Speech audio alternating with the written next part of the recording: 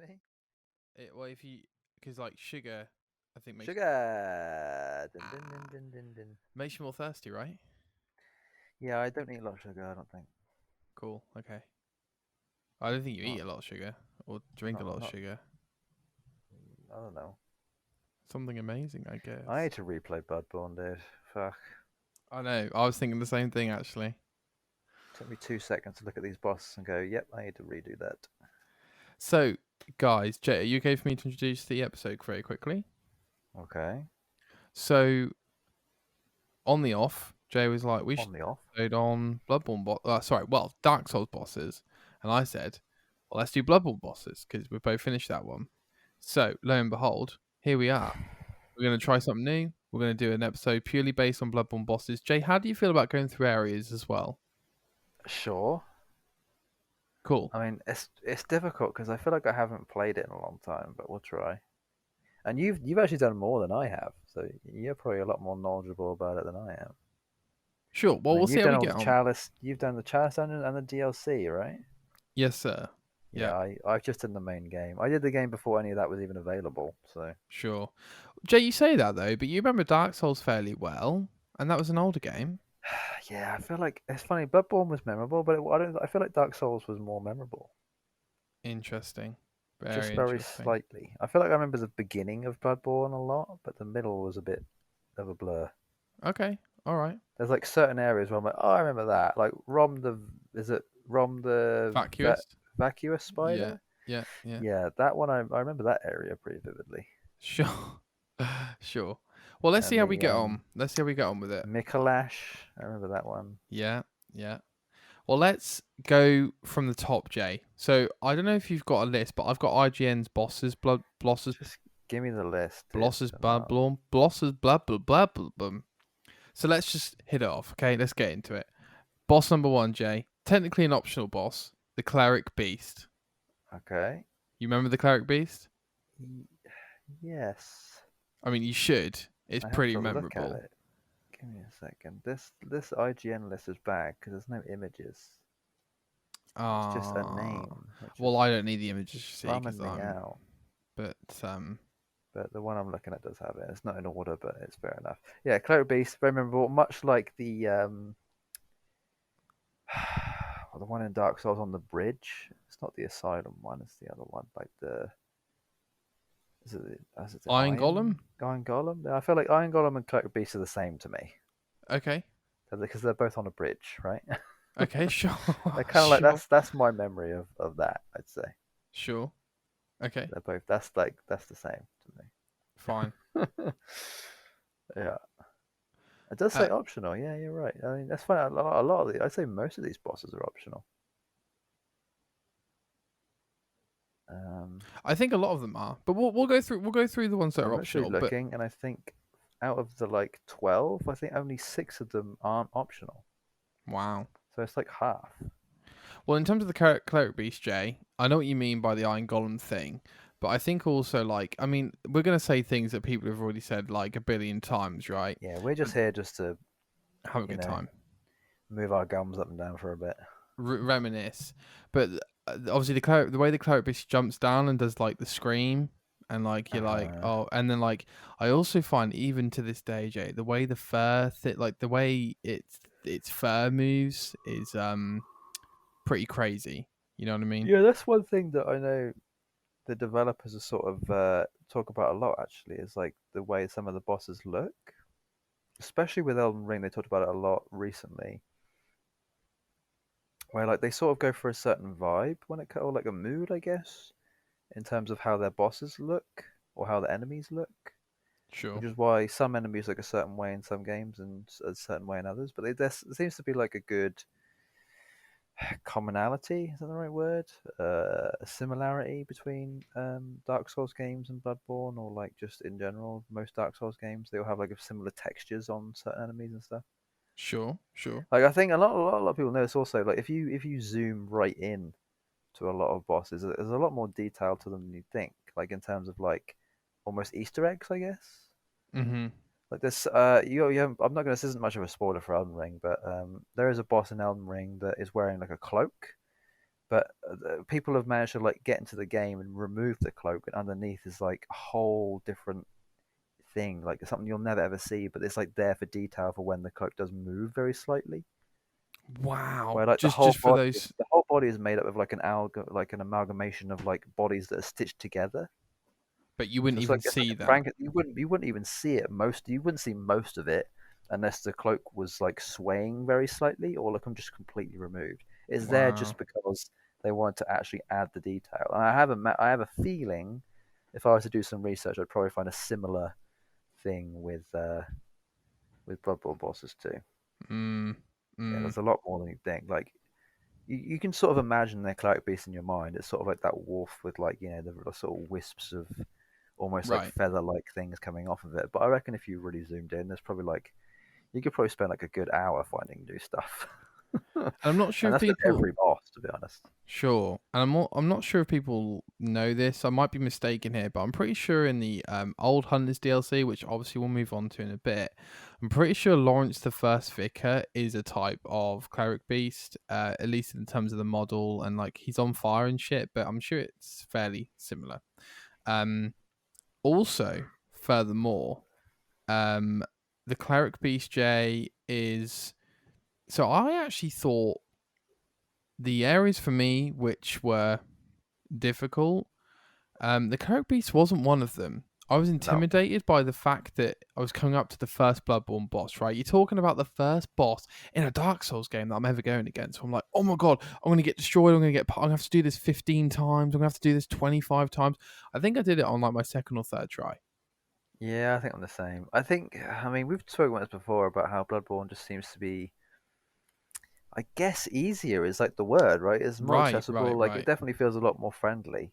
right. But the thing is, I think the reason why it felt that way is because I'd just come off of Dark Souls 1 and 2, so I'd already had the knowledge of how to beat a boss. Sure.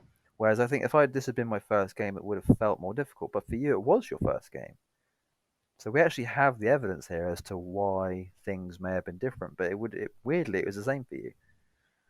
Y- And I yeah. don't quite understand why, because you had no prior experience, I guess, other than Demon Souls, right? Was Demon Souls your first one, or was it Bloodborne your first one? Bloodborne, yeah. And Wow, just to be where? clear, by the way, like I'm not trying to boast or anything. Like I'm not No, making up, I don't expect you to be doing that. That's stupid. But um, yeah, I like I'm, guess that's yeah. just maybe it was different for me because I was a lot younger, so maybe I just hadn't had the skill in general.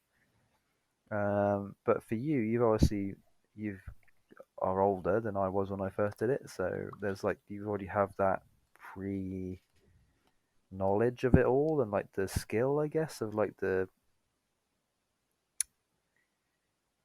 ambidextrousness of it all. Yeah, yeah, yeah. Hand-eye Dexterousness. coordination, is that what they say? Yeah, I guess. Well, to be fair, Jay, like you played Dark Souls 1 in what 2008, and I think don't we Yeah. both say that like we're the best we've ever been in terms of gaming in Now, general? 100%. Yeah, Jesus So there's Christ. definitely something to that. I'd say my best I've been has been like the last couple of years, maybe like last 3 or 4 years. And I think I'm getting better, but it's hard to say. And the bit that I did get, fairly stuck on, which I think everybody does, which is the real first barrier of the game, is the bit in Central Yarnum, where you have to like near that mob bit with the bonfire, right, and they're burning all the beasts. Hmm. It's pretty much like as soon as you get out of the sort of hospital bit with the werewolf, um, go up the ladder, Yeah, I activate mean, the lamp. technically, I guess the first boss is the wolf that's in with you, right? Or the Right. werewolf that's in the room with you that you have to run Yeah, away yeah, from. yeah. That feels more like the asylum demon of the game, you know? Totally. Like the very first sort of like, oh crap, I need to run. Totally. Do Yeah. you, out of curiosity, do you fight those first ones they throw at you, or do you? Yeah, I always defeat it. I'm like, I'm getting these souls early, dude. I'm doing it. It's like my first real Nice, test. nice. I always defeat it. Yeah, always. Well, even if I you did the same die, thing you in get these. Wolong, right? With the Right. tiger Oh, of at the course, yeah. beginning. I was like, yeah, I'm defeating this thing. There's no way I'm not. Yeah. See, I didn't even bother with way long, Yeah. but I mean, you know. yeah, yeah. And what do you think, Jay, about the? I mean, Central Yarnum is dude. The whole. I mean, we could talk. We could have a whole 3-hour pod on just the design and look of Bloodborne, I mean, frankly. if I had just come off of playing it, I might have been able to go into more detail. But yes, continue. The gothicness of it Yeah, is now sort of iconic. very Victorian, sort of like gothic. Is it not like one of your most favorite looking games because of the? Yeah, aesthetically, yeah, 100%. It's right up there. I'm trying to think what else aesthetically I sort of enjoy just as much. I guess Final Fantasy 13, like Sure, that very sort of different. cross between. Um, how would you describe the aesthetic? It's sort of like old future technology. It's like if future technology. It was like if ancient technology was integrated with future technology. That's kind of how I imagine Final Fantasy. Yeah, sure, Like I sure, quite like that dynamic, but then this dynamic is like because it's basically Victorian. Like everyone's dressed as Victorians, right? It's like that sort of just very gothic London, basically. sure. Yep. I don't know if you've ever seen. They did like I think it's called Batman by Lamplight or Gaslight or something. Where Doesn't ring a bell. it was essentially a Batman comic, but if it was set in like a gothic style, Victorian style Gotham slash London type area. Okay. Like that's kind of this, but that was obviously I mean I feel like that aesthetic's just sort of been around forever though. Like it seems very steampunky, doesn't it? It's sort of like very steampunky. Like Definitely. they use very like a lot of that sort of Victorian stuff too. Yeah, and But everyone talks about RJ. I forget the author's name, but you know who I'm on about. Ed Edgar Allan Poe. No, H.R. Wells. What's It's not H.R. Wells. It's like Oh, you're talking about like Cthulhu and. yeah, yeah, Oh yeah. yeah, you're right. Damn, my dad's gonna absolutely kill me. Hang on. What's it? Yeah, go on. You It's like getting it? You right on the getting it? tip of my tongue. Yeah, yeah, Hang on. I can't. Dad, I'm tired from work. Trust me. yeah. He's very tired. He's doing very well. Lovecraft. Fuck me, dude. Lovecraft. Yeah, Jesus, why did that take me so long? That's embarrassing. yeah, But yes, it is basically like that sort of Lovecraftian yeah. mythology. Because I mean, that was yeah. I mean, Lovecraft was sort of like late 1800s, early 1900s. So it was that basically that sort of Victorian area, right? But like, I feel like Jay, like Bloodborne was a big game when it came out, and everyone was talking about the changes in gameplay in terms of the more offensive, and they were talking about the way it looked and the bosses. But I just feel like the game's only aged better, really. Like, I feel like it's sort of got to a point and it plateaued. Like it can't get much worse and it can't get any better, I don't think, unless they obviously did like a HD remaster or whatever. sure, sure, Which, to be honest, Bloodborne would. Oh my god, it'd be insane if that thing got a HD remaster or even a yeah, remake. or even a PS5 port, 60 Yeah, frames. anything. It would be fucking. Oh my god, it'd be. I'd play through that thing now. If it came out right this second, I'd be like, right, I'm staying up till 4 and I'm playing that thing. Hundred I'm percent. not going to bed until I defeat bloody Gascoigne. Gascoigne, yeah, I'm not Yeah, going to let yeah. Tyler defeat Gascoigne. That's how Jay, far I want to get. what are your memories on Central Yarnum, right? Because I remember just very very quickly. I remember I that feel like I short. was there forever. Okay, go on. Does that make sense? Like I feel like I was on that in that area for like most of the game. Sure, I I could be guess. wrong, but Well, I I guess. don't know. Don't you feel like that with most starting areas in terms of Yeah, like starting area almost feels like the biggest part of it, and then you realize it's actually probably one of the smallest parts of it once you get going, I'm which is watching a an good thing, I think. I'm watching someone play through a playthrough of Mass Effect 1, Jay, and you remember you talking about that guy or gal who always goes to Mass Effect 1 when they're waiting for in between games. And I'm watching Yes, them play right through on it, Twitter. and I'm like, God, the first 3 hours of this game is burned into my brain, Yeah, I'm like dude. that with. I think I'm like that with every game, like Bloodborne, Dark Souls, Mass Effect, definitely. Um, Diablo 3, like the first couple of hours of that, Jesus Christ. I played through that so many times. Sure, Even now, playing Diablo 4, the fact that I played the beta 3 or 4 times, like I know that first fifth of the game, like the fucking back of my hand at this point. sure. I've Yeah, probably yeah, spent like 40 plus hours already just on that, and I haven't even, the game isn't even out yet. It's like, oh god. I'm totally. gonna get really bored of this first area when I first play it. I tell you what, I'm gonna get so bored of it. I was already starting to get bored of it in the last bloody beta. I was like, oh, I'm so sick of seeing this area. Uh, Just want did to get you out there. struggle with the mob bit in Central Yarnum? You know, the bit I'm on about? A little bit, not as much as I probably would have thought I would have done, but yes, and kind of. Like it's definitely is it. they do it deliberately. That's the level design. That's masterpiece level design for you. Is they're like, right, we're going to throw you in the deep end, and if you can't get past this, what's the fucking point? You might as well quit now, kind of thing. Like I feel like that's pretty much every Dark Souls game. Yeah, Dark why Souls do One, the Asylum Demon, right? and then the Iron Golem. But Dark Souls 2, the first boss. Fuck me, Jesus Christ! It's like one of the most interesting bosses in the entire game. is it Uh, the one that floats? Is that the one you're on about? no, Oh, okay. or does he float? Maybe he floats. I can't even remember. The like Um, the knight. yeah, it's a knight. Okay. I can't actually remember the Dark Souls 3 beginning. Yeah. Where you pull the Been a sword out. while. You pull the sword out of the thing, the boss. Oh, maybe that's what I'm thinking of. Oh, I might be getting Dark Souls 2 and 3 mixed up.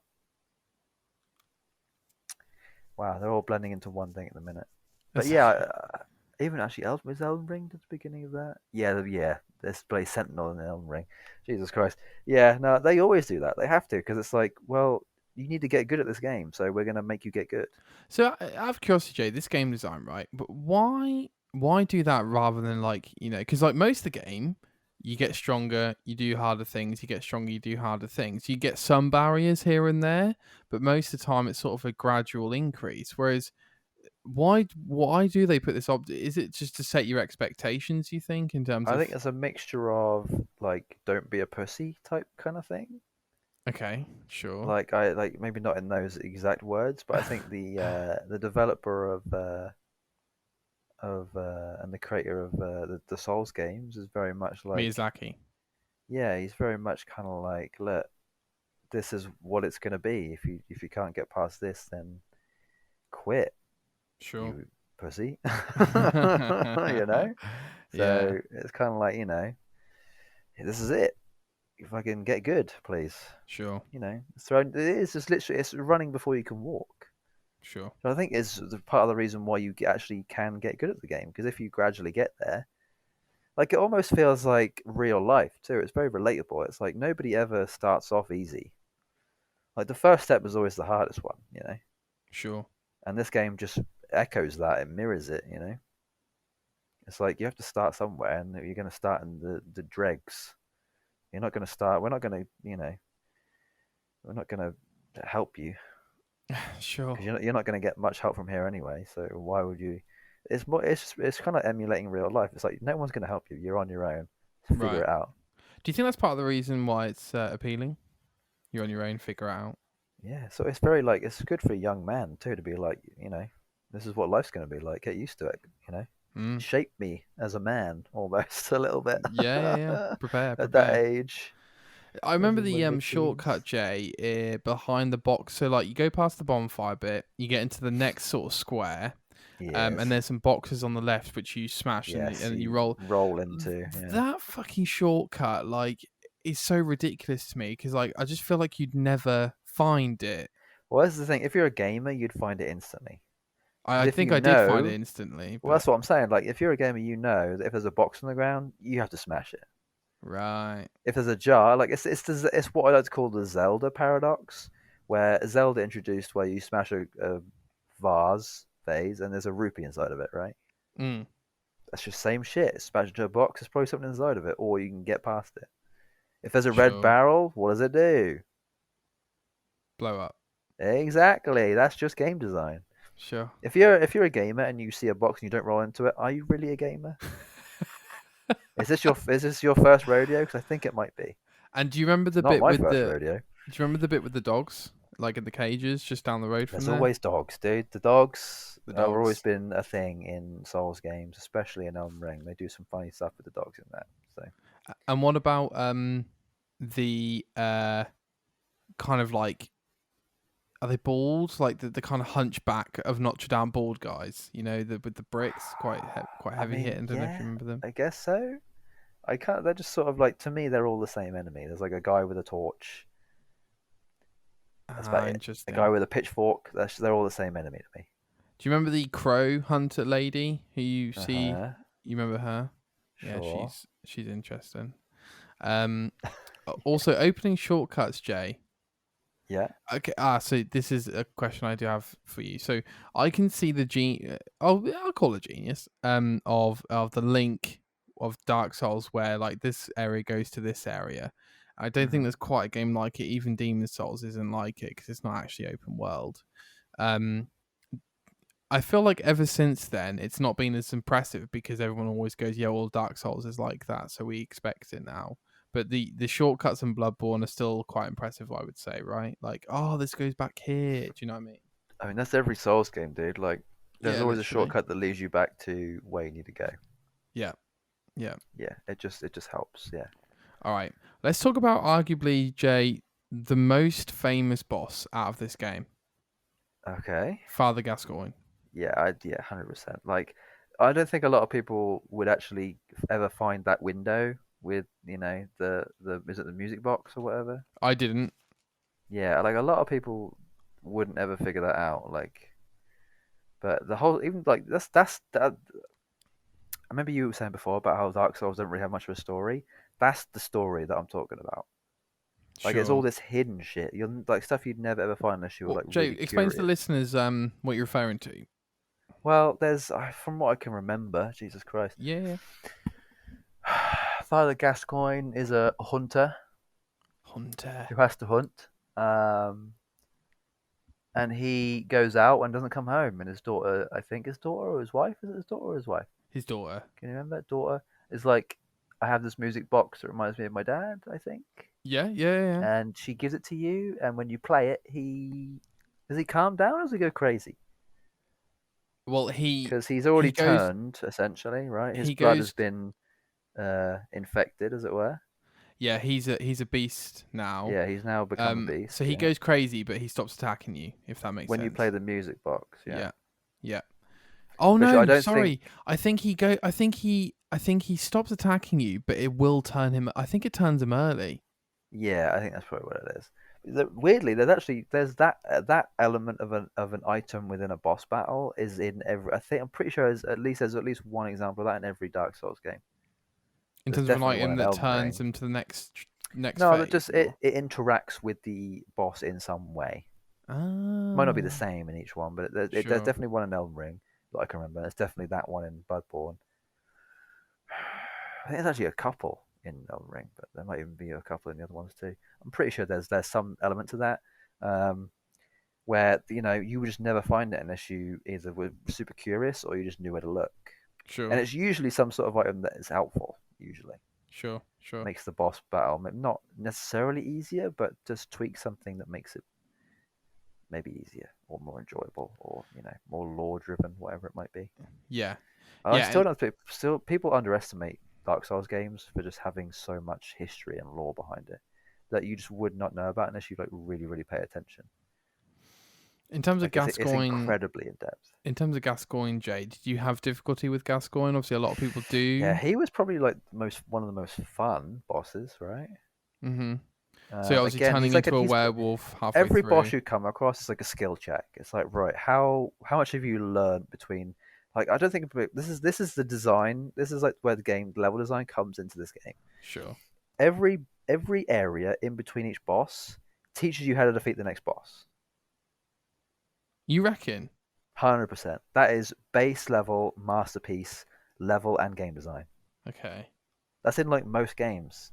Okay. That I don't think a lot of people realize that areas in between bosses are supposed to help you defeat the next boss. That's the whole point, Sure. Sure. whether it be optional or not. Yeah, yeah, yeah, yeah. Like there's enemies that you go up against that have not similar, but like teach you about how to move, like, and maybe dodge in similar ways that the boss will hit you with. Interesting. Not I've always, never but thought about that. sometimes. Yeah, Okay. it's definitely there's an element to it. It might not be Direct or super yeah, yeah, yeah. direct. It's very indirect. It's very like subconsciously.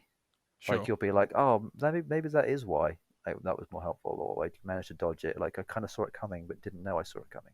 Sure. Like it's almost like subliminal messaging. Like they're actually brainwashing you as you play, which is quite cool.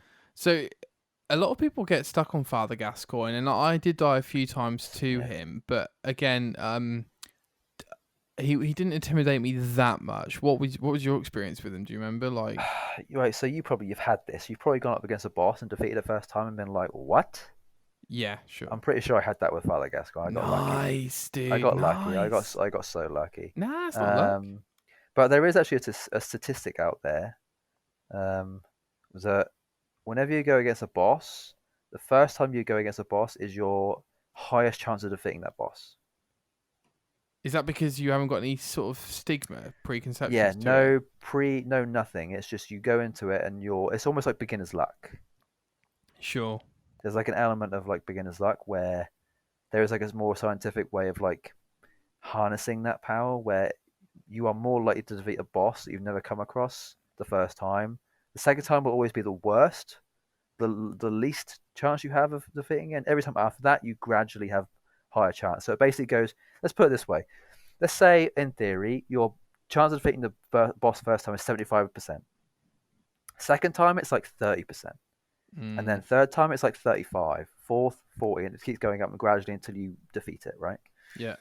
It's somewhat plateaus around maybe like 80% or something once you figured out how to do it. Sure. But then the skill, like the element of like timing, everything is what makes you jump from 80 to 100, stuff like that, right? Sure. Sure. So that system of how that all works is they figured that out. They understood how that works, and they maybe changed certain things about the game to make that more prevalent or less prevalent in some ways. Like there's some bosses that hit you with a surprise attack the first time you play it, but maybe not the second time. Or maybe they do it every time, but because they did it the first time, your chances actually went from like 80% down to like 45. Sure. So they sort of like almost gamed the system. Like there's one in particular in Elden Ring where I'm like, yep, didn't know that was coming, and it hit me and killed me first time. I was like, okay, so now my chances actually were a lot less than what I knew they should have been. So it actually like Right. flipped the script of like, oh my god, like that to me is the genius of Souls games. What's a bit like if they do like an air attack, which is like a one-hit kill that you don't know No, about? no, no. It's just they sort of like they throw something at you within the first like 5 seconds of entering the room that seemed a bit like, that was unfair, but I understood why you did it. You know, like it's Sure. to teach you that one in particular that I'm thinking of is like, oh, they're going to do that a lot, which they do Right. a lot, and it teaches Right. you how to dodge. It's like, Sure. genius, genius. Well, I think Like, definitely some people do say online that Father Gascoigne is like another big barrier for people in terms of if you get past him, you'll probably finish the game yes, almost. I would say so. I'd say Father Gascoigne definitely actually helps you go against the first hunter and definitely the last boss. Like if you can defeat Gascoigne, you've probably got a pretty good chance of Moon Presence and Gurman as well, Oh, because they all play sure. fairly Ah, similarly you to called him one the first another. hunter. That's so cool, dude. Yeah, Well, no, he is the sure. first hunter, is he Yeah, not? no, no, I didn't know. Yeah, I didn't know. I forgot what you're referring to, but yeah, no, totally. Yeah, for sure. And also, by the way, we should probably mention the fact you're fighting in a graveyard's pretty cool, right? Yes, I mean that has adds an element to you can get stuck on a gravestone. But then Right. Gascoigne, when it goes crazy, he just tends to like rip everything down anyway, so you're probably not going to get stuck. So actually, again, much like I said before, your chance of defeating him on the first try is probably slightly harder because you're probably going to get caught moving backwards. You're going to be like, oh crap, I'm stuck on a gravestone, and then you look back and you're like, oh crap, he's already hit me. Like the 100%. first time round, you're probably going to get stuck. You're probably going to get tricked by that. Yeah. Whereas in the second time round, you're going to know what's going to happen, so you're going to try and avoid it a bit better. You know, Yeah, stuff 100%. like that. So you would 100%. never ever think about that until you thought about it in hindsight, right? Yeah, yeah, yeah, for Probably not. sure. For Like I'm sure. only really thinking about. I mean, I thought about it before, but I'm thinking more about it now than I would have done Next up, previously. Jay, Vicar Amelia. You remember this one? You gotta remember Vicar Amelia. He's getting the picture up. He's I'm getting the looking. picture up. I'm looking at the picture, but I can't necessarily remember. Cathedral Ward, big Yes. white dragon looking thing. She's a massive. You walk in the cathedral ward, right? So you're going to this big cathedral, which is in a way the center of the entire city, town, whatever you want. Center of Yarnham, so to speak, um, or one of the centers. You walk in. There's a lady there with an amulet. She like crushes the amulet or whatever it is, turns into this giant beast, She Yeah. almost looks like a dragon. She's got like It antlers and stuff. reminds me. She's got wrappings around her eyes. Super Hang on. cool boss, dude. It's very similar to the Moon Dancer. Is that the right boss? I In don't know if you've come across that. That might be Dark Souls 2 or 3. yeah, it doesn't ring a I bell. genuinely think that the inspiration of this boss came from that one. Very similar in the cinematic at the beginning, Okay, and very similar in look, and I think fairly similar in animation too. They might have even might have even reused assets. To be honest, okay, wouldn't surprise me because it's even the room is similar. Like, building, and you don't really have much room to move. I say the only difference is that there's pillars in the Moon Dancer fight, but there's no pillars in this one. It looks like, or the right, pillars are okay, like up against the wall rather than in the way. So much like the Gascoigne fight, they would have been in the way, so you would have got stuck. Yeah, right, very okay. similar. Very similar from what I'm looking at. Sure, okay. I might have I to Google each of these so I see the fight to remind I myself. mean, I'm like looking at a Amelia, picture. Oh, dude, the Shadow of Yharnam boss was awesome. Vicar Amelia is really cool for me. Like, I think it's one of those bosses where like looks cool, sounds cool, plays Yeah, fairly screaming. cool. Not necessarily, not necessarily like one of the most iconic bosses of the game, but too iconic to forget about. Does that make sense? I don't know. I like I'd Vicar forgotten Amelia a about lot. it. Okay, well that's true. Well, that's there's certain bosses that I'm sure that you probably aren't didn't have as much effect on you that had more effect on me. It's personal preference. I'm sure. It is personal preference. Um, Now, then we head down, Jay, into Old Yarnum, which is sort of Mm, below, or below, it is below New Central Yarnum and the Cathedral Ward. So, Old Yarnum, you go down, there's a lot more wolves down there. I would say they're around more corners. You have to be very careful about the way you wander the streets. But you do eventually get to an end where you meet the Bloodstaff Beast, which is the one with two big flaps on its back. It's so funny. It looks funny. This was an interesting one. I summoned for this one and I used a flame weapon and I didn't have too much trouble. I remember it screeching. Oh, a lot of these bosses do a lot of screeching. yeah. Um, yeah, and also the music's pretty good for all of them.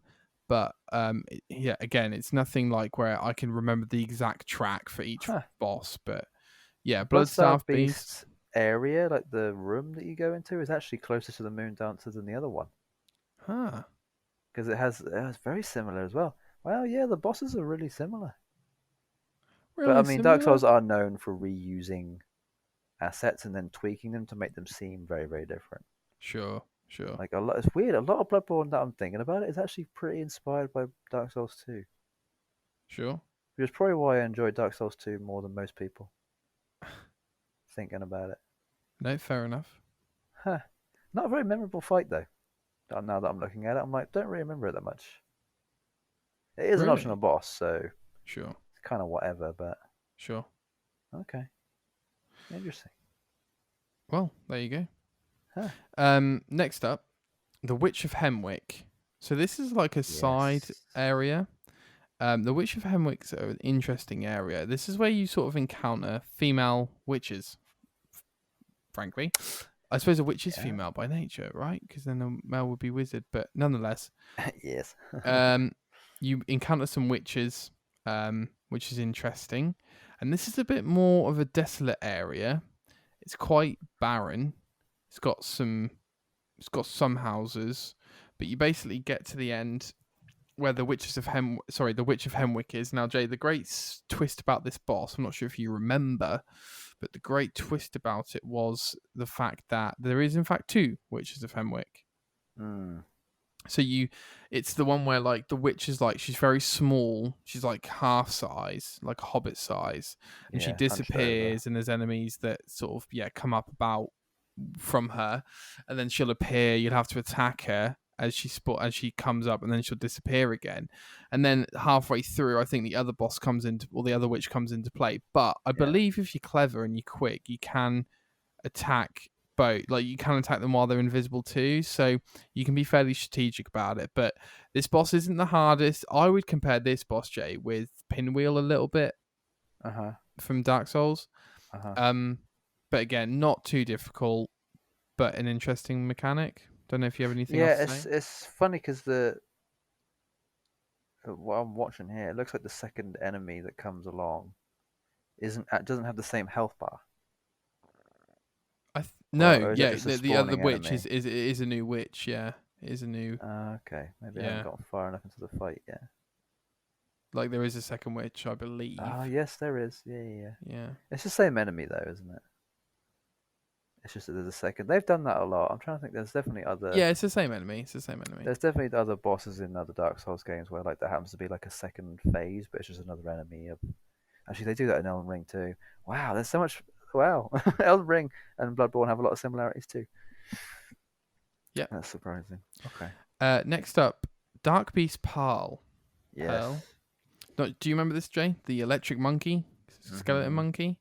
So this is where you, at some point in the game, Jay, you can get kidnapped from a very powerful enemy, or a few. Like the enemy model is around, but if it kills you, it will kidnap you, and then it Mhm. gets you in a prison cell. Which I know that other Dark Souls games have done that before too.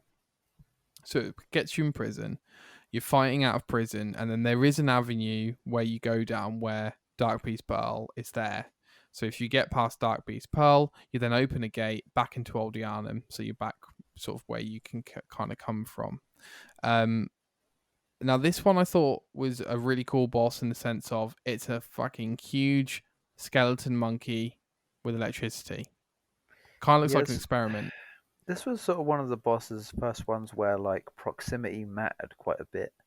I remember. I Mm, feel like that's one of those things where in boss fights that definitely seems to be a pattern in a lot of boss fights for most of Dark Souls games. But proximity really mattered on this one. Like you kind of have to get up close to hit this thing, but it's constant. It's like shocking you a lot. So it's kind of like you have to really balance when you have to really figure out when you can go in and when you can't. But it hundred is one of those percent, bosses where you have to just keep hitting it at the feet until it dies, basically. But 100%. bloody hefty, dude. Like this thing takes a lot of damage. This thing must have so much health. That's a lot of health. It has quite a bit of health. It does have Yeah. quite a bit of health. And as you were talking about before, Jay, you then move into an area where it's like basically a big graveyard, with a few hills as well. Not a great area. This is where you are introduced to like like little snake balls of snakes hunched together, Mhm. and they're a Mhm. pain in the backside, is what they are. And then there's even bigger balls of snake too later on. But then you get to the end of the graveyard and you hit the Shadow of Yharnam, which you talked about before, right? Three Mhm. enemies all at once. Yes. That definitely seems to be a pattern that comes up a lot in Souls games too, of like fighting multiple bosses at once. I mean, we had the similar thing in Wolong, didn't we? We did, we But that did, was we did that. It was easier for us because there was two of us, but having to do it on your own is obnoxious. dude. Yeah, I I'm would. trying to Shadow. I remember this one actually gave me a bit of trouble. From what I Really. can remember. Yeah, I have a feeling. So Might have took me about two or three goes on this one. I'll be honest, Jay. Like I don't want to be a dick, but I did this first try. Yeah, I mean that's just this happens sometimes. Like I But say, it is fairly likely. to be fair, Jables, I will say that I think I did it first try because I was petrified of having to do the run again. Genuinely. Yeah, I think there So definitely is that sort of like pressure that can actually, make you do better. 100%, mate. Yeah. 100%. Is there a second phase to this fight? I don't think so. No. Because there's definitely been previous. I can't remember which bosses it was. There's been bosses where if you kill one of a certain type of the bosses first, the other two get more powerful or something. Yeah, they will get more powerful. Yeah, I'm now looking at it. That did happen. Yeah, they sort of grow snakes out of themselves, Yeah, they and their attacks become more empowered. Like one of them, their sword gets covered in fire, and the other one shoots more often. I think it looks like. correct. Yeah. And also I think it's one of those things where for those bosses, Jay, it's strategic to get all their health down low, right? And then you finish them Yeah, all at the off. same time and finish them all at the same Yeah. time. Yeah, which seems counterintuitive because you kind of be like, right, if I get rid of one, there's now only two to Two. fight, and if I get Exactly. rid of two, now there's only one to fight. When in reality, the more you do that, the harder the last one's going to be. Yeah, but maybe you So could you kind of have to argue. weigh your options, right? Of like Right, right, three right. enemies, but they're all fairly easy to kill, or one enemy that's a lot harder. Right. Exactly. Yeah. Exactly. Again, great game design. Yeah. No. hundred It's like percent. they've literally, I think, like every boss you've ever fought in any other game, you fought a version of that in a Dark Souls game. Sure. It's just, I mean, there is only so much you can do. I kind of wish that there'd be something, you know. When was the last time you fought a boss and thought, I've never fought a boss like that before? Well, to be fair, Jay, I am playing through Dark Souls, so Yeah, yeah. um, in terms of like having three on you at once, you mean, or No, I guess just like maybe with like how they attack you or like how the fight evolves or something. I don't know. I feel like I can't even think of that. I feel like I've done so many boss battles in my life that they all have molded into one.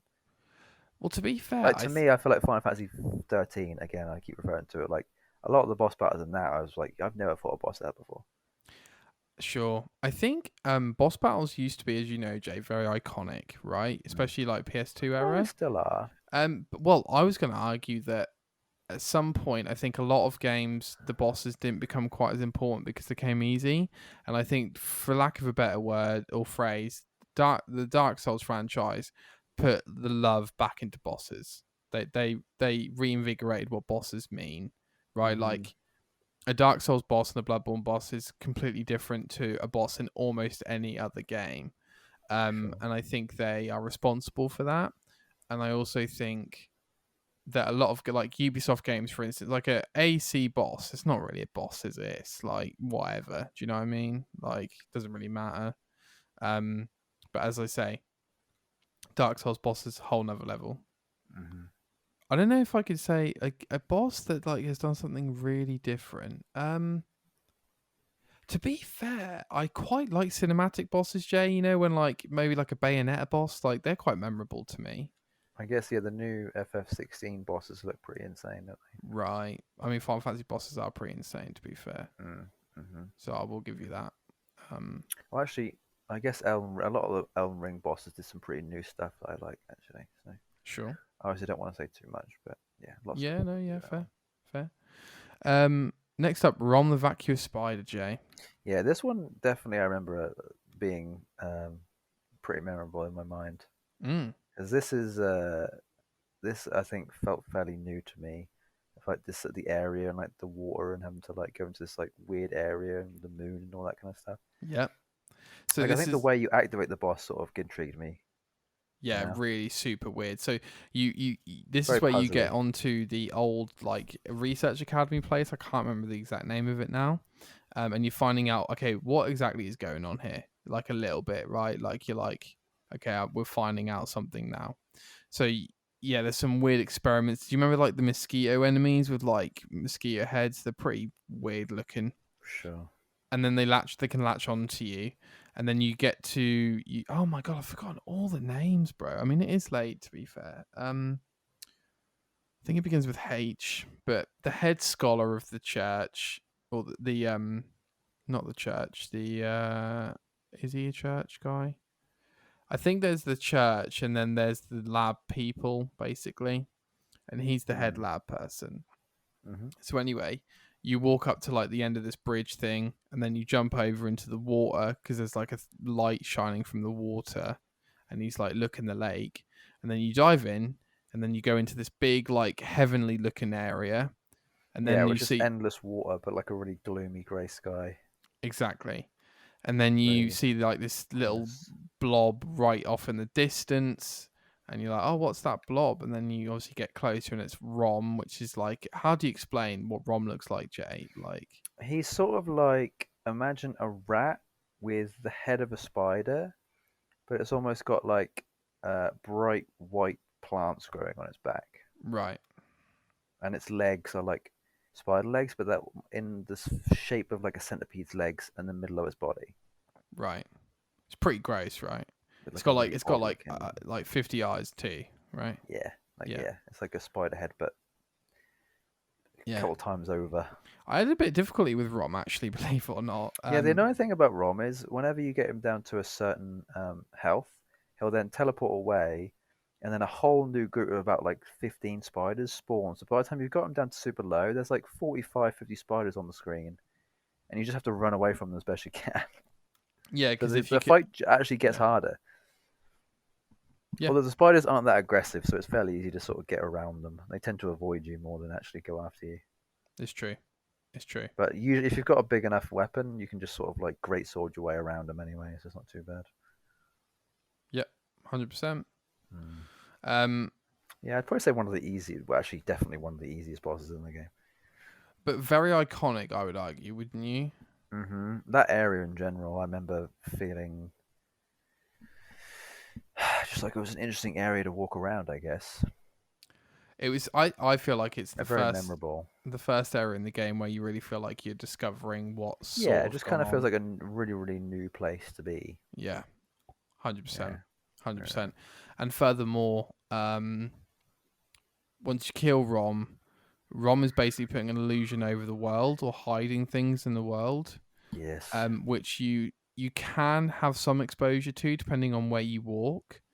But he's basically putting an illusion over in the world, and then once you kill Rom, you unlock what I call the second phase of Yharnam, basically, and you Hmm. start seeing all these ancient ones and these huge Yes. creatures that are spidered Like and littered all actually over getting into Yharnam. the lore of Bloodborne, basically, And then into the secrets. you travel down into Yargul Unseen Village. Jay, before we Hmm. get to the next boss, you remember the gunner, the hunter on the machine gun, by any chance? Sure. Yeah. Yeah, yeah, pain in the backside. Definitely. Have you got any memories of the one reborn? Sure. So basically, comes from the sky, and it's, I mean, what would you call it, Jay? An absolute monstrosity. It is the amalgamation of like 100 corpses. Yeah. Yeah. I mean, Arguably the most hideous of all the bosses in Bloodborne, I would say. I'd say it's one of the better cinematics at the beginning with like the sort of blood moon and everything. Sure. That's more memorable, I'd say. Yeah, man, this thing is gross looking, huh? Jesus. Oh my god. Yeah, it's actually a lot weirder than I remember, but yeah. Huh. Again, like I'm seeing now that I've played Elden Ring, I'm now thinking to myself, wow, so much of that is so similar to this. Sure. Kind of being blown away right now, but I actually forgot about all this. Wow, yeah, that's kind of insane. It's pretty crazy, and also you have the I think the Shadow of Yharnam models firing at you by Yeah, they're range. definitely something, but yeah, there's like fireballs raining from the sky. Yep. But fuck is this? Sorry, I've just come across a new area. How odd. Wouldn't surprise me. I honestly think I only probably went to about 75% of the game. I probably missed so much. You probably went to a lot more places than I did. You reckon? Yeah, I'd say so. You played it a lot longer. Um. Next up, Yeah. Marta Ligarius. Even I don't. Is this who I think it is? Mm-hmm. So there is a hidden area in the game, Jay. Canehurst Castle. I don't suppose you Castle, remember yeah. Canehurst at all, do you? Yes. It's literally one of the cool things about Bloodborne is you see the castle in the distance and you kind of think, oh, can I go over there? And you can. Mm-hmm. And it's quite a reputable area of the game. It's literally an old Gothic castle in the snow with lethal enemies, obviously. I had some trouble with this area, a little bit of trouble. There's some ghosts in there. There's a lot of backstabs in there. There's a big Jesus. library in there. But basically, Marta Ligarius is a boss which I had to come back to. He Yeah, I is the think I'm head the of the same. Vile Bloods, and he basically has a huge scythe, range weapons, and is deadly. I don't know if you remember. Okay, Yeah, I think I'm now watching it again. I think this actually might have been one of the bosses I got quite stuck on, actually. mm, mm, I think, again, it was like another skill check. But I think I might have been maybe slightly under level for this one, maybe.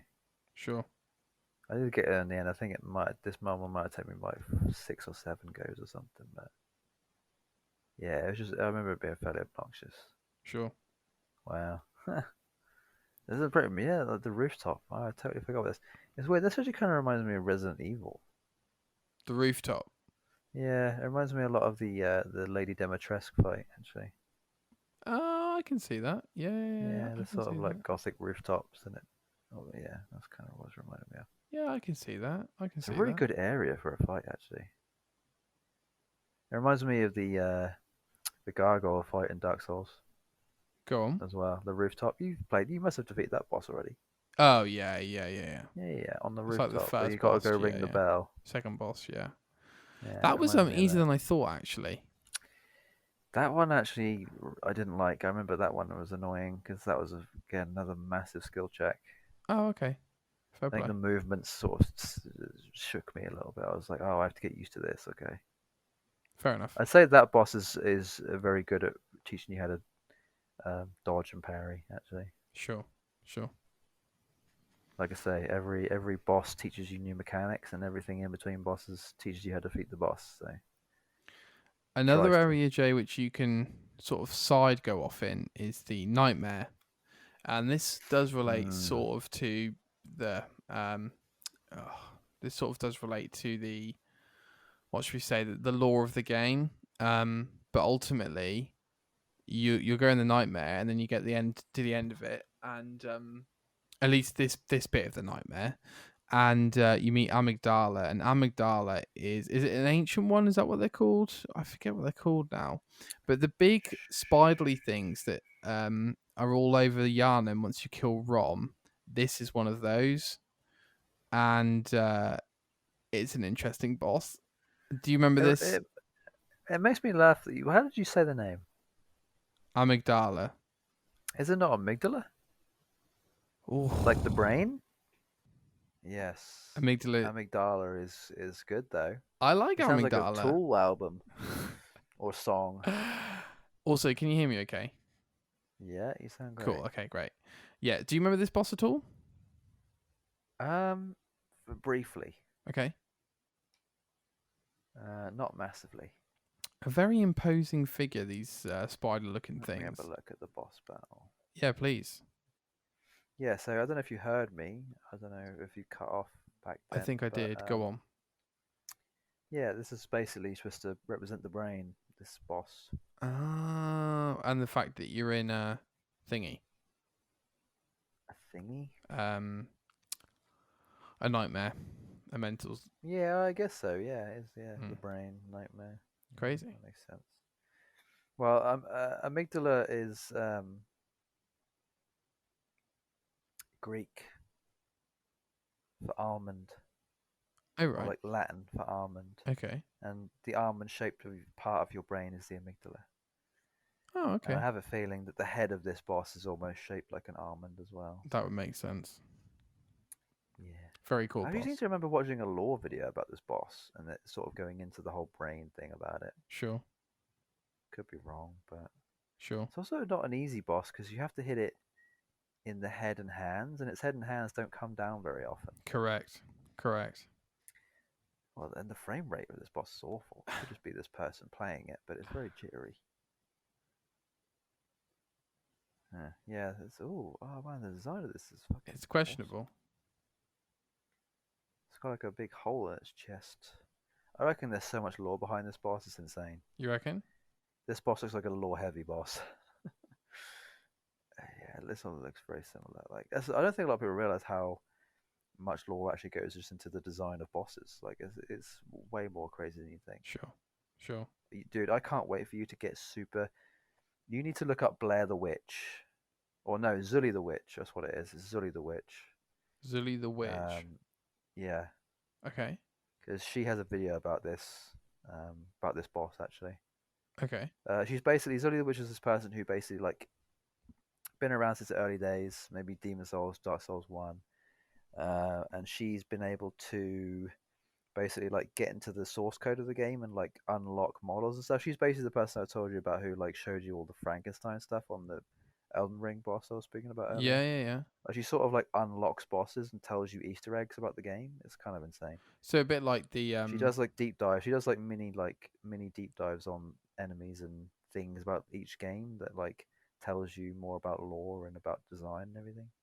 So it. I cannot believe you don't know who Zully the Witch is. That kind of blows my mind. Like she's the person to go to if you want to know anything about Dark Souls games No. What about the other guy? or like special stuff. Yeah, The you've got Vitali yeah. or I Vitali or watch a whatever lot it of is. it. Yeah. And you've also got Epic Name Bro. I think there's also another one I'll too. check out the witch lady. She sounds interesting. Yeah, Zully the Witch, dude, she's got years worth of content. And each video is only a couple of minutes long, so Love that. Love yeah, and that. it's very like the format is amazing. Okay. Cool. Let me see how many videos she's got. 371 videos. It's quite. That'd be I fun. recommend honestly going back to the first one, starting there, because it's kind of insane. Okay. I'm actually gonna. She goes through every single Souls game. She doesn't go through Sekiro. She goes through everything. Okay. Oh man, I'm now looking. Yeah. I always forget about Sakurai. Okay. So next up, Jay. I'll give you a minute to get this boss up. Celestial Emissary. Mm, Emissary. You Emissary. remember this one? It's basically so. Yeah, this one was probably the one where I was like, "Oh, okay, I get it now." So Okay. this is a weird one. So basically, you go back in the nightmare in a different area, right? So you're in a sort of Hmm. a plane of non-existence, so to speak. And the celestial. Oh no! Sorry, I take it back. I take it back. This is north of the cathedral. This is you're upstairs in the cathedral ward, and basically, you come across these. They look like aliens, is what they look like. Yeah, so they're like a cross between aliens and mushrooms. I think that's probably like a Right. because they got a very funny mushroomy looking head. And then you come across a really big one, which is the celestial emissary. Is that correct, Jay? Certainly Yeah. is. Yeah. Yeah. So Yeah. I mean, the spoilers, I guess, but the main sort of backstory of Bloodborne is aliens. Yep. Essentially, aliens is the reason why everything looks the way it does, and the hunt and everything, the beasts, it's all aliens. Yeah, because the Alien ancient one blood is it and the ancient one? What are the ancient ones? yeah. Ancient ones are just aliens essentially that Yeah. came to Earth Yeah. Yeah. or Yeah. came to this realm Yeah. and did some things, affected the way that the blood is and everything, and yeah, Yeah. all What was very your thoughts, confusing. Jay, on aliens being the S- source? Awesome, fucking awesome. I love it. They did something weird, Sure. did It something different. it's crazy that it's the case, Jay, because obviously so much of this game is primal, like beasts, blood. Hmm. It's almost opposite to aliens and now like 'cause it's innate. Does that make Well, it's sense? funny. They actually expand on this in. Oh, man, I keep going back to Elden Ring, but that's the reason why Elden Ring is so fucking good. They expand on this in Elden Ring heavy, Aliens. kind of, but in a very inadvertent way. In a way that unless you actually knew anything about the boss, you would have no idea that there were aliens were even involved. Sure. It's kind of like one of the. There's a. I don't want to say too much. No, don't say too much. Don't say too much. Don't say too much. Um, It's good. they make it obvious, but not at the same time. Yeah, sure. Sure. Like again, you'd have to watch video essays about it to be like, oh, that makes sense. Sure. That's why that happened. Okay, cool. Like if you really think hard about it, you'd be like, oh, aliens, that makes sense. But it's not. There's not necessarily aliens. It's more like outer planetary um, occurrences. I guess is probably the best way to put it. Sure. Probably, we'll go with that. I don't know if you also know that the who's the woman behind the door in the first bit you're in the clinic. There's a woman. There's a Begins woman with you an speak to I, behind doesn't a it? door, A and you can like Selka? see a very sliver of her through the door Yeah. if you move the camera in the right. Yeah, she becomes an ancient one, right? Or she becomes an alien. She was an alien the entire time. No. So apparently, No, am I got that wrong again? like no, you're right. You're right. But Oh no, basically, she didn't. it's Wasn't she Sefka. It's Sefka's normal? clinic. So Yeah, so yeah. So she was basically, regular, but she got like infected with an alien, or an alien like killed her or something, right? yeah. Something So like that. like you can. That's right. Like her storyline can go a certain way depending on what you do in certain times or whatever. Yeah. So like if you at some point there is like a imposter that takes over from her, and Yes, that's what it yeah, is. and Yeah, she yeah, asks for like different items from you. But yeah. then I think if you give her the items or you ignore her or something, she gives birth to a great Yeah, one. Is it a great one, ancient one, whatever they're called? Well, yeah, because I that's where you remember. get the umbilical cord from. For There we go. yeah, Yeah, yeah, yeah. um, We spoke about that yeah, before. Yeah. that's interesting. Again, like in sort of injecting that alien stuff in there, quite genius. Yeah, They give you more than one clue, basically. yeah, 100%, 100%. Mm. Yeah, no, it's cool. It's cool. Well, that does move on to how do you pronounce this, Jay? Abretius, daughter of the cosmos. Abretius, Give me a minute. Abretius, Ebretius, Abretius, yeah, I guess Abretius. so. Never really thought about that one before, It's actually. funny because the word is actually spelled Ebrietus. Well, it is brie because like the cheese, so Sure, Abritus. Yeah, Abretius. I'd say brie So this Abritus. is very much, Jay, the kind of.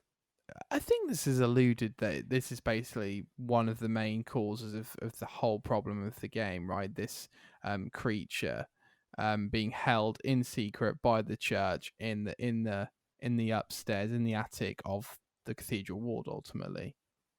Oh, I remember this one. Wow, that is such a good design. Fuck off, A dude. horrific looking creature. If, yeah, it's Almost like slug meets dragon right.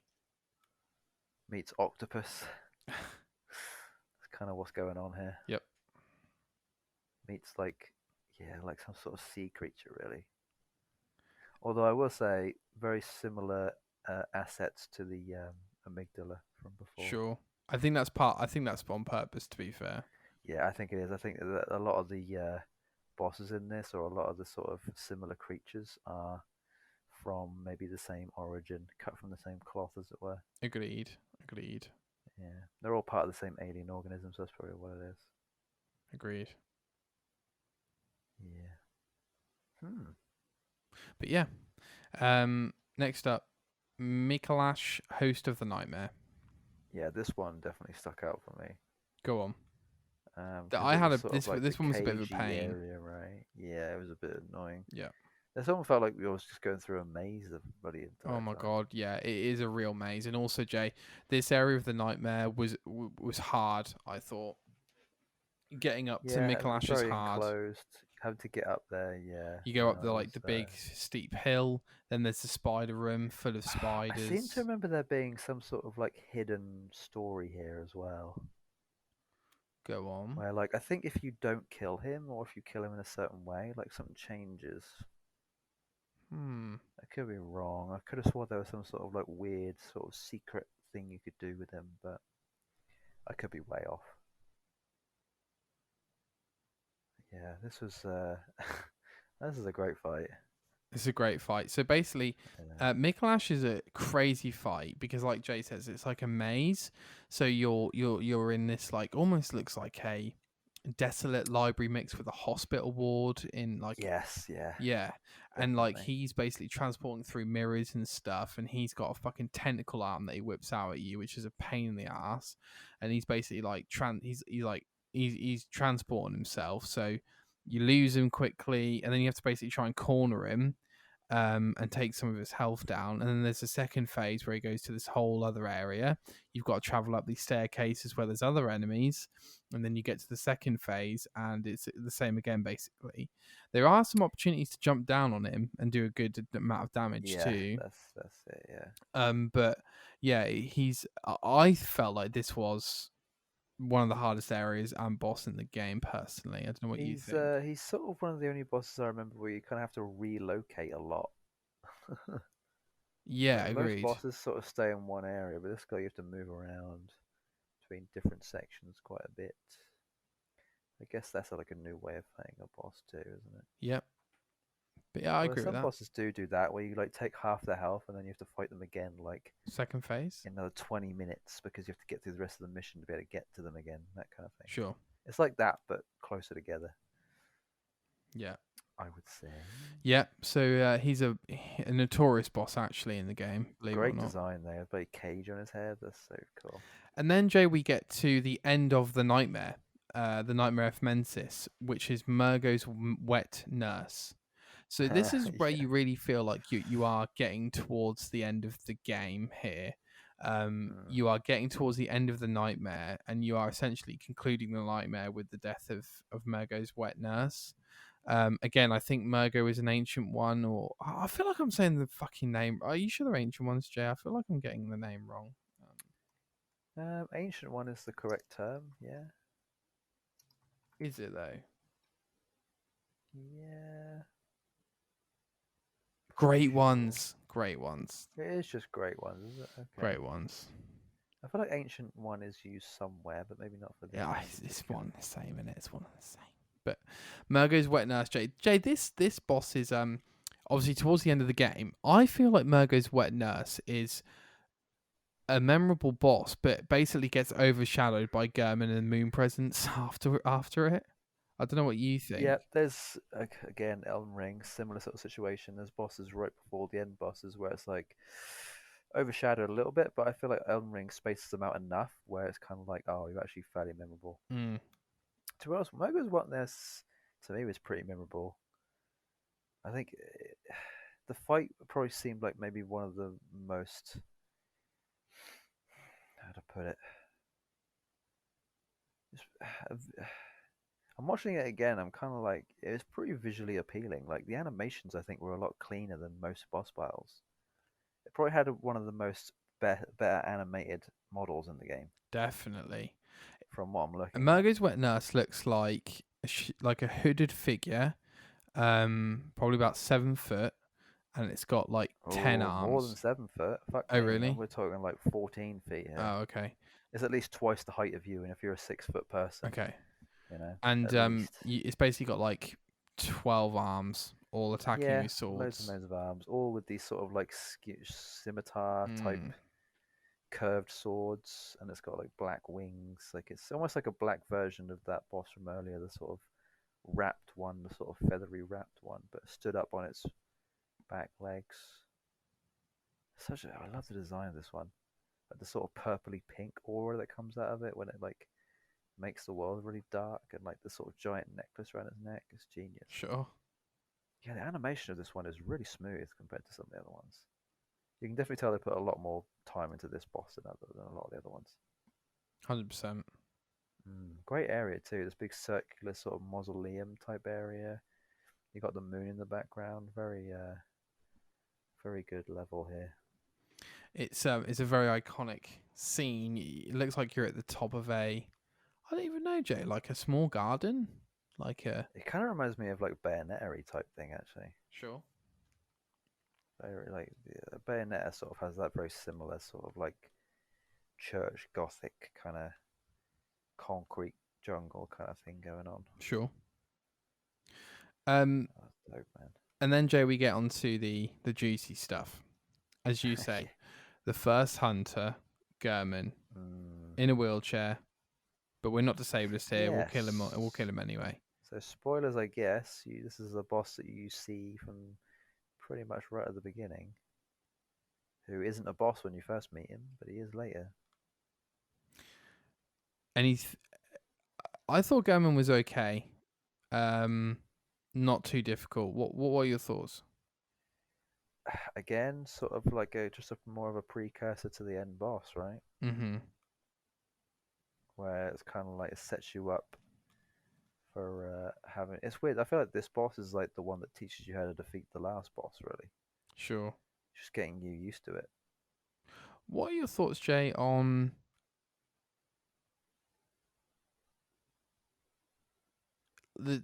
On the end boss being 2 3 bosses sort of thing?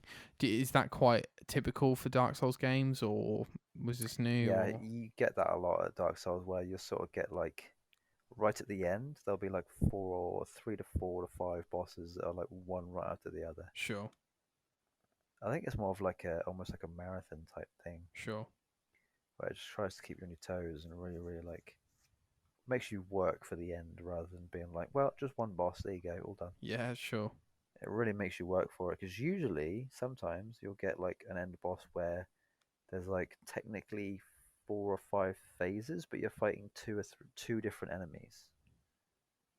So like the first boss will be like 2 or 3 phases, and then the second boss will be 2 or 3 phases. But if you die on the second boss, you have to defeat the first one again. yeah, yeah, yeah. I hate That that, can by be the way. annoying too. It is frustrating, but it definitely, again, it makes you work for it. It certainly It does. makes it more of a challenge. It certainly does. Very annoying though, but it makes you get better at the first boss because you have to basically defeat the first boss so quickly that you almost lose no health. Like you actually have to get good because if not, you're just not going to do it. Yeah. They do that in Wolong, I think, a lot as well. They don't. That's not the case for. Is that the case then? So if you die to Moon Presence, you have to do Gurman again? That's a good I don't know. question. I I can't can't actually remember. remember. It's definitely the case in Elden Ring, but I don't know about Bloodborne. Okay. I'd have to redo it, but I'm pretty sure that isn't the Well, the case. last boss of the game, Jay, not necessarily a boss you might expect, but it is a great one, and it's Moon Presence.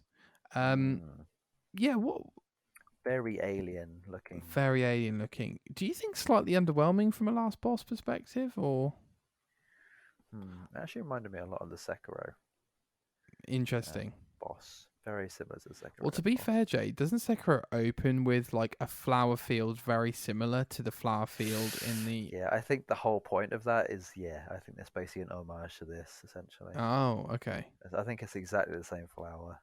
right, okay, I think there's it linked in that way. interesting, very It's funny, interesting. the moon presence is very similar to the gaping dragon from Dark Souls 1. You reckon? Yeah. If you look at it again, it's got the same chest, Sure, the sort of gaping, more similar sort of rib cagey looking thing. sure. Very similar, How just a interesting. smaller version. Okay. Yeah, Moon Presence actually looks a little bit different to how I remember it. I remember it not really. I don't really remember the ribcagey part of it. I more remember the tendrils, but Mm, I wouldn't necessarily say underwhelming. Just I guess you could go more grandiose, but I mean, what's the point? You might as well go with something that just maybe the end boss kind of more wants to be more about the story rather than the aesthetic or how it looks or how it feels to fight sure, in this instance. sure. Very different in some other Dark Souls games, but in this instance, I feel the story is like the main thing about Bloodborne. Um, Everything else sort of comes second. Weirdly, even though it shouldn't, it probably should be. It should be a bit more. I mean, it depends on how you think about it, really, but it's all important. I do think that they really went heavy on the story on this one. Now, before we wrap Yeah, up, Jay, if it's all right with yeah. you. Oh, no, quickly. We've got a few bits to talk about anyway, but the Hunter's Dream, Jay, we haven't even talked about that because it is technically a boss location. What are your thoughts on the Mm-hmm. Hunter's Dream, which is basically the what would you say what oh, God, it's getting late in it. The hub. Yeah, the hub. Thank you. Yeah, the hub. Fucking hub. I really liked it. Yeah, no, it's genius that they come back to it for the final fight, obviously, Sure. or the final fights. Yep. It sort of does that whole sort of like flip of like nowhere is safe kind of thing. Right. Like Kind even of the area what it where you makes you think, feel like. yeah, sure. Yeah, like the hunter's dream is supposed to be like your sanctuary, right? Your place away from the danger. Right. When in reality, it is I'm the one who knocks. I'm the danger. Yeah, totally. Kind of a situation. Was there a thing where you can do something with the doll, right? Where you can kill her early and something happens or something? I don't know. I'm sure there Yeah, there's like a is. whole thing with her where if you kill her at a certain time, or there's definitely like a side quest you can do with her. I think, Right. right? I can't remember if there was something else. Again, there's so many like little hidden things in Dark Souls games. And for what it's There's worth, been Jay, too many. I'm gonna have to shout again out to the trophy list for Bloodborne. So good, especially for a game like Bloodborne. And I don't understand how. Fairly easy, Yeah, fairly like accessible. exactly. Which is what I love about it. I'd say the hardest one is just getting all the weapons. Exactly. Whereas the other Dark Souls trophy list, Jay, are a effing nightmare. Yeah, no, Bloodborne definitely has the easiest one to get platinum on. I think Sekiro is fairly If you accessible. don't include DLC. Sure. Sekiro's well, to be fair, you can get platinum without DLC, which is one of the great That's things exactly what I about mean. Yeah. yeah, about trophies. Doesn't Sekiro is Sekiro's trophy list fairly accessible too? Mm, I think Elden Rings is okay, isn't it? it's similar to Bloodborne, I'd say, in terms of like having to collect certain things, Sure. but I'd say it's a little bit harder As a game. to find them. I'd say it's a lot. You sort of find all the Bloodborne stuff on your way, whereas a lot of the Sekiro stuff is out of the way. Sure. Okay. like it's still along the path, but you have to sort of really, really look for it in comparison. I say Blood. To be honest, Sekiro kind of feels like Bloodborne, but harder.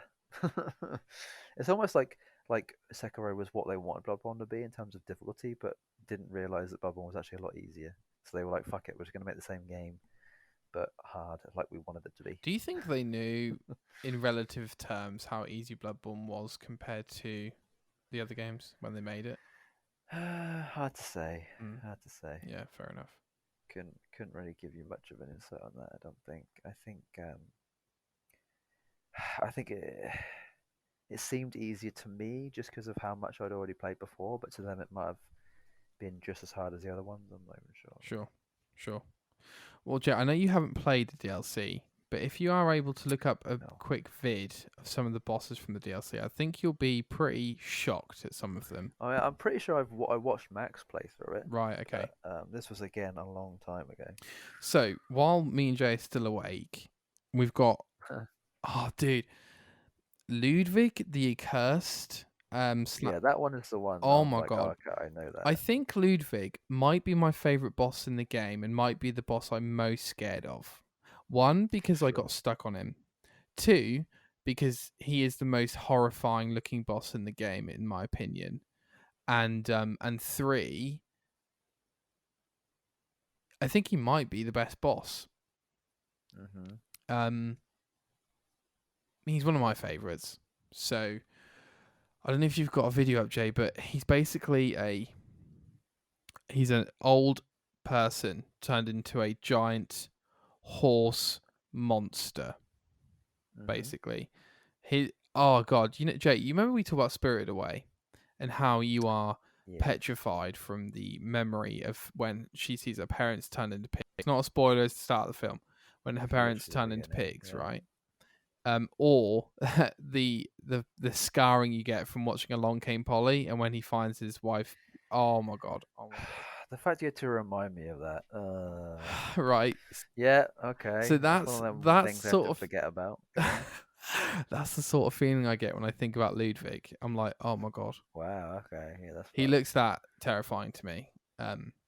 He looks Mm-hmm. just the horse Oh no, I hate it. And then like sort of 45% of his health down. He brings out the Holy Blade, big style. Yeah. And yeah, it's hard. But I killed him. But Which it's hard. the Holy Blade becomes sort of like quite a synonymous thing with Dark Souls, or just with like Souls games in general. Like you can get that weapon in quite a few of the Souls games, I think. 100%. The Moonlight Blade, I think they call it another one. 100%. Something like that. And then next we have Lawrence the First Vicar in the DLC. This is all DLC in terms of Ludwig. So Lawrence the First Vicar, he's basically a cleric beast but on fire. Now, interestingly, Jay, you remember? Hang on, 4 out of the 5 bosses all begin with L, by the way. That is weird, isn't it? Ludwig, Lady, Lawrence, Living, and then the last Orphan. Yeah, weird. Yeah. Also, in terms of the area for the DLCs, just in case Jay or anyone else listening was curious, they are difficult areas, naturally. It's the DLC. The DLC is pretty hard. The bit that strikes out to me, the fishing village isn't in the normal game, is it, Jay? Don't think so. Can't remember. Is it? I'm losing the plot completely here.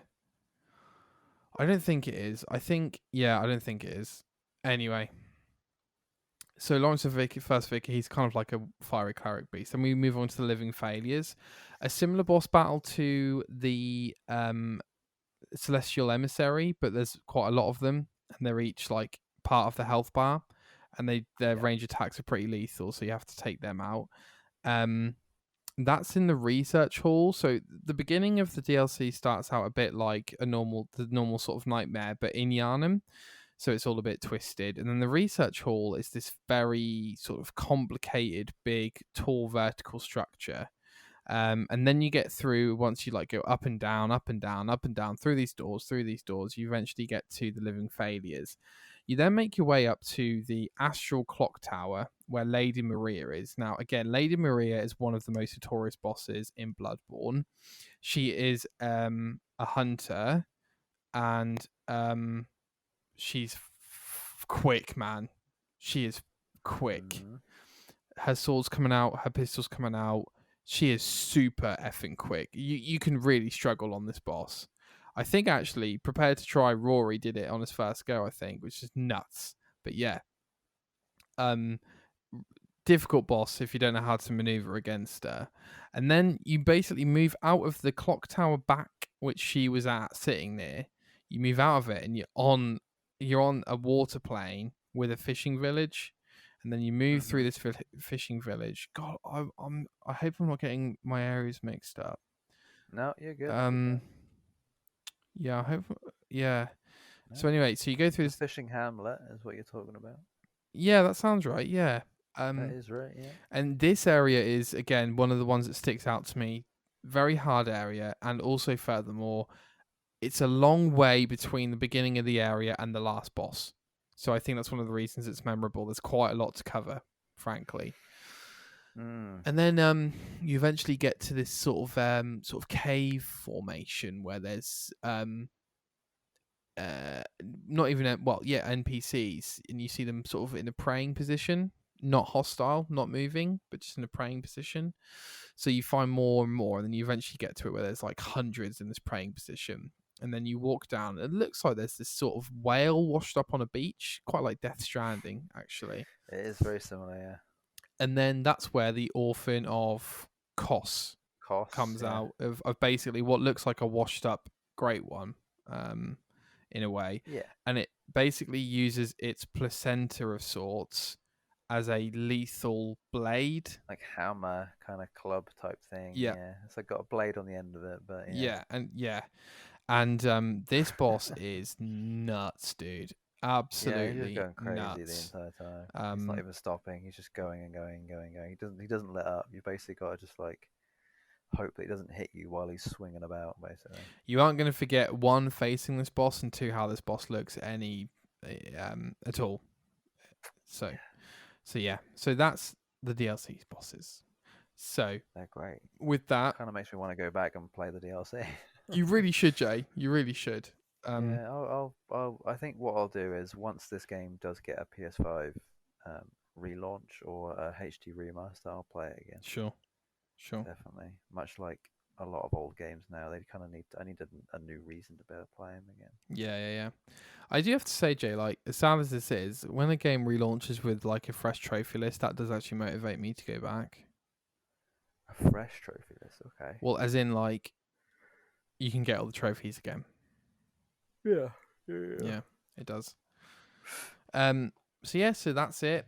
We're very late. It's very late over here recording, but that's us running through our general thoughts on the Bloodborne bosses and areas of the bosses generally.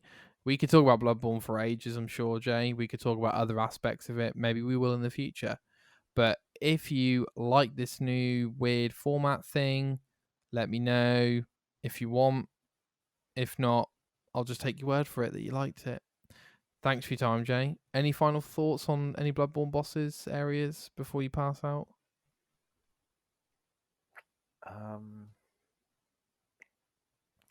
Isn't there a fight with a wolf in the clock tower? It's like lying on like a bed or like a metal thing where they do autopsies, and it comes to life. Am I getting that mixed up with something? I can't say I remember that. I'm pretty sure it's a secret boss. I'm pretty sure, because I know it's in the PS2 or PS1 demake of Bloodborne. Sure. So it must be in Bloodborne. Well, there are some original content in that demake, Jay. I don't know. Maybe I am getting them mixed up then. That's all I got. I'm sure there's more, but I can't think of it right now. No, that's cool. All right, thanks, Jay. We hope you enjoyed us looking at some of the Bloodborne bosses. And we'll catch you whenever. Have a good rest of your day.